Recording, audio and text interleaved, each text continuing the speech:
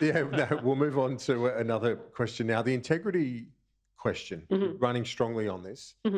I'll go to Dave first of all. Is that a broken promise from the government that you have not legislated on a federal ICAC yet? We've had 2 exposure drafts of this legislation. It runs to, when I last looked at, several hundred pages.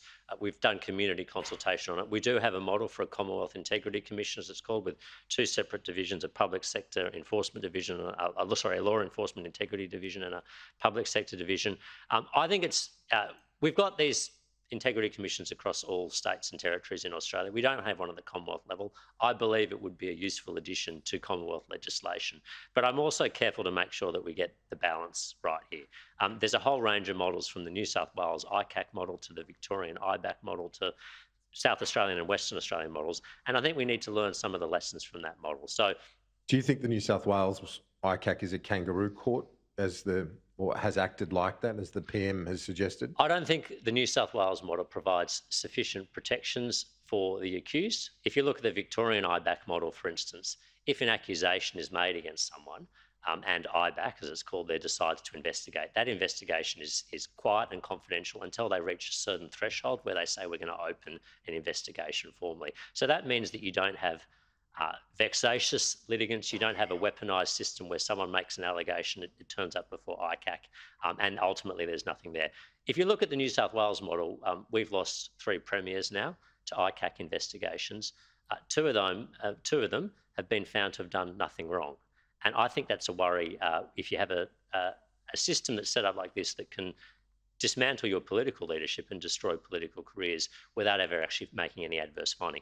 Absolutely, if someone has done something wrong or corrupt, they should be disclosed, they should be found out, they should be punished. People like Eddie Obeid in New South Wales, for instance, they should go to jail for it. But I think we need to make sure that, just as in any other system of justice, criminal courts and elsewhere, you have certain protections if you're the accused. I think we need to make sure we have those at a federal ICAC level as well. Allegra? Look, I support Helen Haynes's ICAC model. I think absolutely we need better integrity in federal parliament, and that the federal parliament doesn't have a model is, I think, a real loss for us. And this is an issue that literally, I'd say is the second most important issue that people raise with me beyond climate. And I think absolutely I do not support the government's bill on the basis that you cannot have public referrals or whistleblower referrals. It is a very narrow group of people who can refer. There's absolutely no public hearings. Even you described in the Victorian option where there are public hearings under certain circumstances, there's no public hearings in any circumstances. And it's narrowed to the criminal sphere. Now, we've got the criminal courts to deal with the criminal sphere, but for me, this is an issue about how do we make sure people in political life and in public life, they are making decisions on the basis of what is most important for their community rather than in their own or their parliamentary interests. And so, I think it's, the government made a promise that they will put something through.